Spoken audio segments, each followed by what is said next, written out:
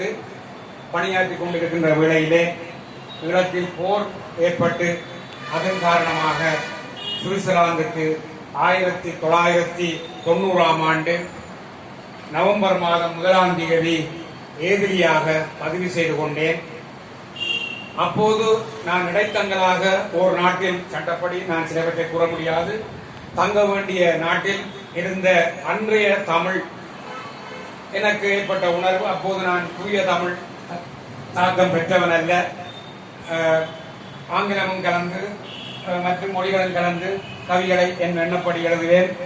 அந்த நிலையிலே அந்த நாட்டில் நான் நீராடி கொண்டிருந்த போது அந்த குடும்ப சூழல், பிள்ளைகளின் வாழ்க்கை முறைகளை எனக்கு ஏற்பட்ட தாக்கத்தில் ஆனாவை படி என்றால் அழுகுதே பிள்ளை, ஆற்றியல் என்றால் அந்த நாட்டின் தொலைக்காட்சி, ஆற்றியல் பார்க்குதே பிள்ளை, சணலை மாத்தினால் அழுகுதே பிள்ளை, இடியப்பம் வேண்டாம் நூடுல்ஸாம் வேணும், பள்ளி பொரியலே வேணும், அதை வெட்டி உண்டிட கத்திதான் வேணும், என்னிலே இல்லாத பற்று பாசம் அந்த தொலைக்காட்சியிலும் ஒளிக்கருவி பட்டியிலும் மனைவிக்கு உண்டு, உழைத்தல்லோ வாரேன் உணவென்று சொன்னால் போட்டு உண்ணு என்று சொல் என்றது வீடு என்று அந்த வரிகளை நான் அந்த நீராடும் போதே மனதில் பதித்ததை உடனே நீராடி முடிந்தது சென்று வரைந்து கொண்டேன்.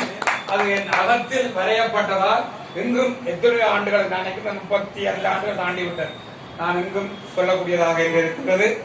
அந்த நிலையில்தான் ஐரோப்பிய நாடுகளிலே தமிழ் இருந்தது. 90 ஆண்டு நான் சுவிட்சர்லாந்தை பற்றி சொல்வதென்றால் ஒரு சின்ன அழகிய சொற்களை இங்கே நான் முன்வைக்க விரும்புகின்றேன். அதாவது அல்ப்ஸ் மலைத்தொடர் உச்சிகள் உள்ள பகுதி சுவிட்சர்லாந்து. என்றும் கோடை காலத்திலும் பனி கரையாத மலைகள் உள்ள நாடு. அதனாலே பால் போன்ற வெண்பனி மலை தொடர்களும் பச்சை பசும் புல் வெளிகளும் வண்ண வண்ண பூக்களும் கண்கவரும் வண்ண வண்ண பூக்களும் உலக செல்வந்தர்களின் செல்வங்களை கவர்ந்திடும் வங்கிகளும் உலக செல்வந்தர்கள் அணிந்திடும் கடிகாரங்களும் உற்பத்தியாகும் நாடு சுவிட்சர்லாந்து என்று அந்த நாட்டை நாங்கள் சொல்லிக் கொள்ளலாம், எண்ணிக்கொள்ளலாம், அறிந்து கொள்ளலாம். அப்பேற்பட்ட நாட்டிலே ஒரு வறிய நாட்டில் இருந்து ஒரு நடுத்தர குடும்பத்திலிருந்து வந்து குடியேறி பொருளை பற்றி எண்ணாது தமிழ் ஆசிரியராக முதல்வராக இருந்தபடினால் தமிழுக்கு பணியாற்ற வேண்டும் என்ற எண்ணம் தொடங்கியது. ஏதிலி முகாமில் ஒரு நாள் 3 வேளை உணவும் 6 அந்த நாட்டு பணம் தான் எங்களுக்கு கிடைத்தது. அந்த பணத்தை நாங்கள் தொலைபேசி பேசுவதற்கும் பயன்படுத்தி மிகுதி பிடித்து பயண சீட்டும் பெற்றுக் கொள்ளுவோம். அந்த வேளையில் எனக்கு ஒரு அழைப்பு வந்தது. நீங்கள் லுஸ்டன் தமிழ் மன்றத்தால் தமிழ் புத்தாண்டு விழா, அதாவது தை பொங்கல் விழாவை கொண்டாடுகின்றோம். நீங்கள் நாட்டில் இருந்து ஒரு தமிழ் ஆசானாக வந்திருக்கின்றீர்கள், வர வேண்டும் என்ற போது எனக்கு அங்கே செல்வதற்கு பயணச்சீட்டுக்கு பணம் வேண்டும். அந்த தொலைபேசிக்கோ ஏனையவற்றிற்கோ செலவழிக்காது அந்த பணத்தை சேர்த்து அந்த தொடருந்து பயணத்துக்கான பத்திச்சீட்டை பெற்று நான் 3 நாட்களுக்கு முன்னே அங்கே சென்று அந்த பணியாளர்களோடு இணைந்திருந்து அந்த விழாவில் சுவிட்சர்லாந்தும் தமிழர் பண்பாடும் என்ற தலைப்பிலே, அதாவது பட்டிமன்றம், பண்பாடு வளர்கின்றதா அழிகின்றதா என்ற தலைப்பிலே அந்த பட்டிமன்றம் நிகழ்ந்தது. நான் எனக்கு இருந்த உணர்வுகளை கண்டவற்றை வைத்து அங்கே பெரிய வரவேற்பை, அதாவது உள்ள நிலைகளை உணர்ந்து உரைத்ததால் பெரும் வரவேற்பை பெற்று அடையாளம் பெற்றேன். அன்றிலிருந்து ஒரு தமிழான ஆசானுக்குரிய மதிப்பும் மரியாதையும் இருந்தபடியால் தான் நான் தமிழுக்கு பணியாற்றக்கூடிய நிலை உருவாகியது. என்னை நான் தூயவனாக, உண்மையானவனாக, ஒரு தமிழ் பணியாளனாக, அதற்குரியவனாக அடையாளப்படுத்தினால்தான் அதற்கு வாக்கு தூய்மை முக்கியம். வள்ளுவருடைய குறளின் வரிகளை நான் மறந்தாலும் அந்த நெறிகளையும் அந்த பொருள்களையும் நான் மனதில் பதித்திருப்பதால் என்னை நான் என்றும் உயர்நிலையை வைத்திருக்கக்கூடியவனாக இருக்கின்றேன் என்ற உண்மையை நான் இங்கே சொல்லிக் கொள்கின்றேன். அதன்படி அங்கே அடுத்த ஆண்டிலே நாங்கள் பேர்ன் மாநிலத்துக்கு நான் பதிவு செய்யப்பட்டு பேர்ன் மாநிலத்தில் சென்று 92ஆம் ஆண்டே தமிழ் புத்தாண்டை அங்கே என்னுடைய முதல் விழாவாக நானே ஏற்பாடு செய்து உண்மையிலே ஒரு அப்போது சுவிட்சர்லாந்து பணத்துக்கு என் பணம் ஆரணமும் நிறுத்தி கேட்கவில்லை. 2000 தொடக்கம் 3000 சுவிட்சர்லாந்து பிராங்குகள் செலவு செய்து அந்த ஒரு சிறிய விழாவாக அந்த தமிழ் அதிலே ஒரு நாடகமும் போட்டோம், ஒரு கவியரங்கம் வைத்தோம், ஒரு பட்டிமன்றம் வைத்தோம். என்ன தலையங்கம்? புலம்பெயர்ந்த தமிழர்கள் வெளிநாடுகளிலே ஈழத்தமிழ் அரசியல் பேச அருகதை உடையவர்களா அருகதை அற்றவர்களா என்று அந்த கண்ணகியா சீதையா இவ்வாறான தலையங்கங்கள் போன காலத்திலே எங்களுடைய நடைமுறைக்கு ஏற்ற தலைப்பை தெரிவு செய்து அந்த பட்டிமன்றத்தின் நடுவராக இருந்து தலைமை தாங்கி பல அறிஞர்கள் வந்து உரைத்தார்கள்.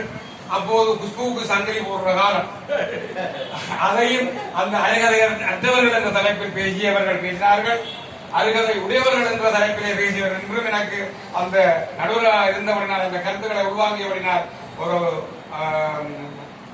தமிழ்துறை ஆசாரம் பேசினார். கொழும்பு யுகாந்தா கல்லூரியில் பணியாற்றியவர் பேசினார்.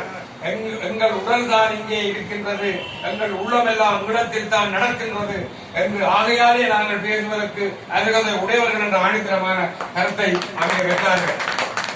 இவ்வாறான ஒரு தாக்கமான கருத்துக்களை மக்கள் முன் கொண்டு செல்லக்கூடியவனாக ஒரு தமிழ் நிலைகளை நான் நிலைநிறுத்தியதால் தான் முருகவேள் என்ற ஒரு தனி அடையாளத்தை சுவிட்சர்லாந்திலே ஒரு அரசியல் சூழ்நிலை உங்களுக்கு தெரியும்.